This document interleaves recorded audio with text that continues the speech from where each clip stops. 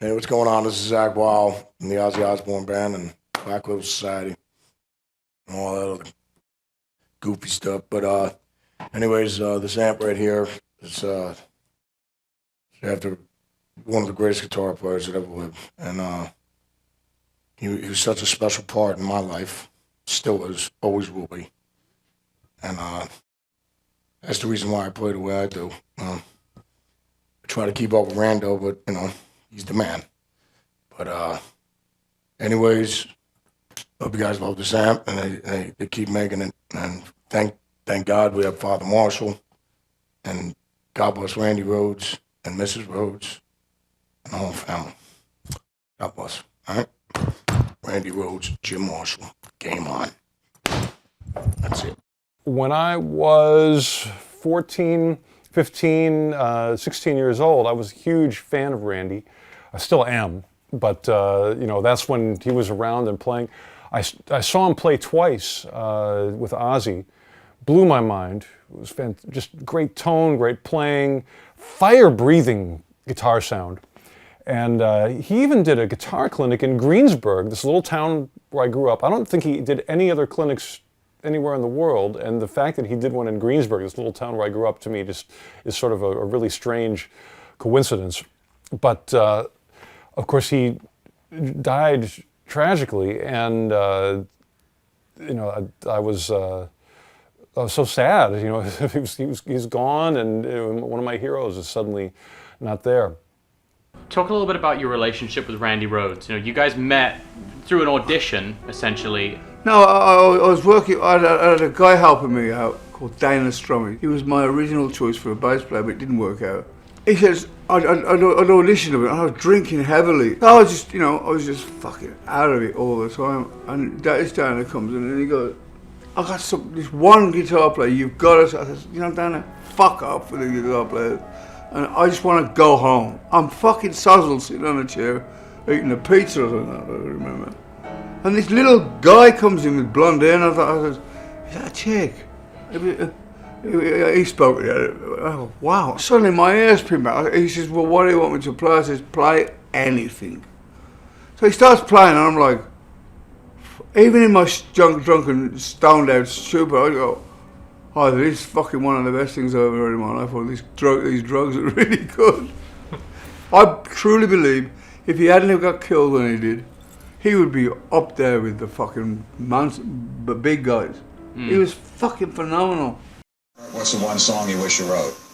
I know this might sound weird, but I'm really into jazz. I learned Diary of a Madman sometime last year. I was just amazed at all of the great jazz voicings that song has. And as I was scratching my head, I thought, this is a brilliant piece of work. Randy Rhoads. Having to step in there and play those songs, what do you say about Randy? Oh, he was an amazing guitar player. Compositionally, he I mean, he was very advanced. It was almost classical in style, but in a rock mode. And compositionally, he was great. Solo wise, he was great. He was able to. He had this great technique, and still a lot of feel. The thing that I'm always like, you can have great technique as long as you got that feel. He would have that feel, and the way he phrased and his melodic sensibility when doing solos. He was an awesome guitar player. But that was kind of like where I started, and it graduated into like some Randy Rhoads stuff. It was like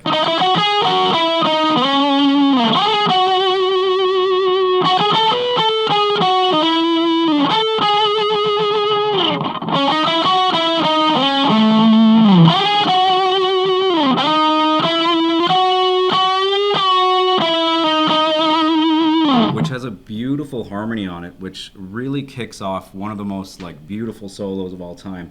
And usually he's pulling off on the but for a player like me, it's cleaner to kind of tap it like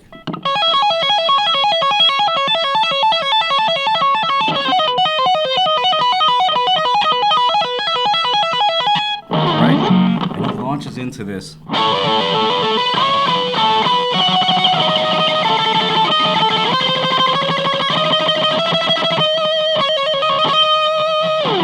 And always with his like solos, it's always like a composition.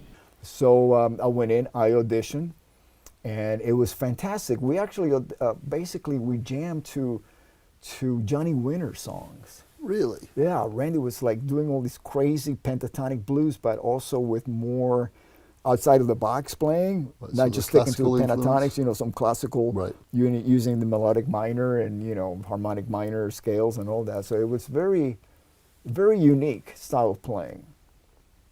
So you kind of knew right from the get-go that there was something special about the guy. Oh yeah, I knew. Well, I knew it before I joined the band because Right. I was a fan before I joined the band. So Right. to have the opportunity to play with these guys, I knew I knew I was onto something really cool. He played in front of so many people, and it's that memory, like you watching him for that time, Yeah. the impact. Yeah.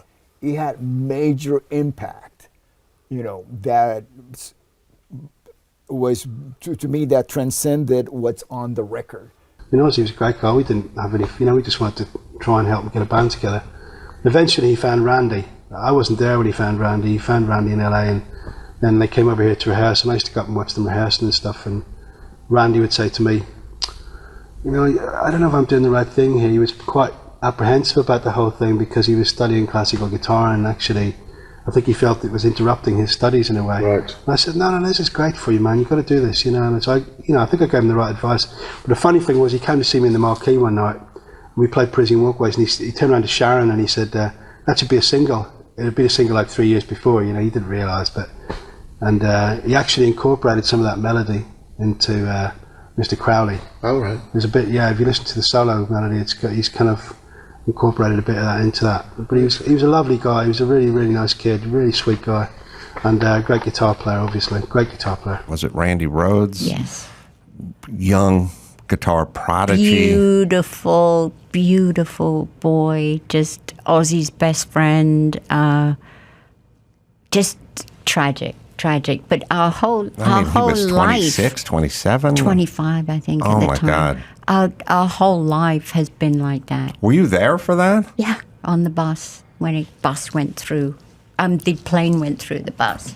I don't even know what kind of guy he was, but you can tell us.